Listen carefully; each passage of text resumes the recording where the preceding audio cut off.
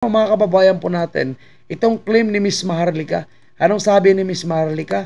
Majority of the media binibigyan ng payola ni Lisa. Ayan, majority ng media ay binibigyan ng payola.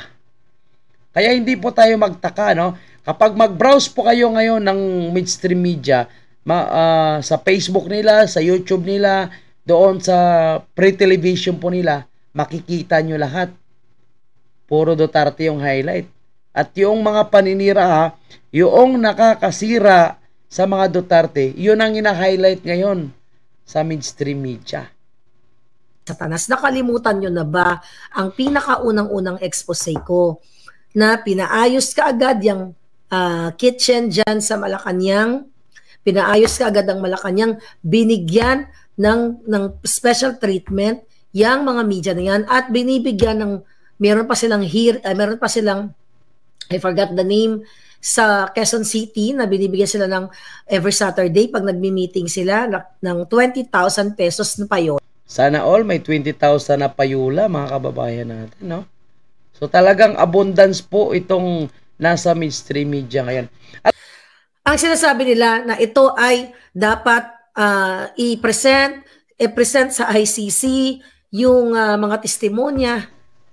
Grabe rin yung ICC na yan, ano? Halos isang taon na, puro ICC na lang ang kanilang ginagawang pananakot. Pero hanggang ngayon, wala pa rin, di ba? Kasi alam po natin na hindi nila kayang gawin yan, no? Kung tutuusin, pwede papasukin ni Marcos Jr. ang ICC anytime.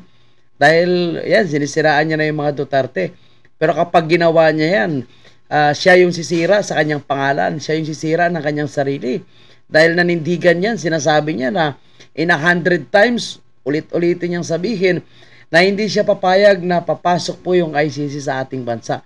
Pero ngayon, sinasabi po ng DOJ, handa na daw po sila kung ano yung iutos sa kanila patungkol sa ICC. No? Tapos iba rin yung nagiging pahayag ni Versamen. So dito pa lang makikita po natin na mukhang nagpaparamdam sila na magbabalik po sila sa ICC. Pero yan po ba kapag ginawa nila, masisira yung mga Duterte?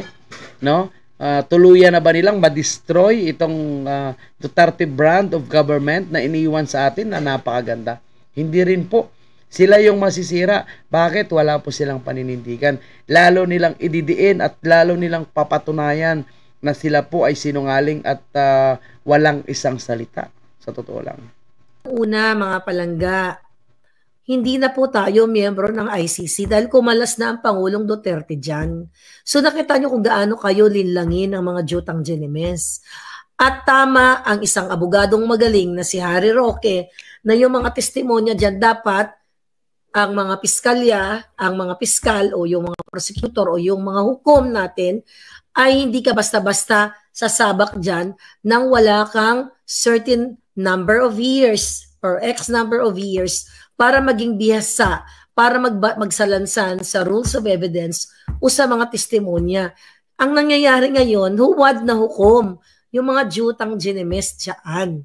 Hukom ba sila? Hindi nila trabaho ang manglilitis. Dahil hindi sila abogado, ang bobobo nga eh. Wala ngang mga alam. Tignan mo. Talaga, wala talagang alam, no? Alam mo, kung may alam yan sila, kung talagang matalino yung mga yan, hindi naman sila basta-basta maniniwala dito. Putangin na, self-confessed drug lord. Ngayon, star witness nila. Tapos, believe na believe po sila. Dati nga po sila yung tumutuligsa dyan eh. Di ba? Ang iba sa kanila, artistang bold star. Wagoy. O sexy star. Okay? Ba na yan na lang, dapat dyan tayo maniwala sa mga inayupak na yan.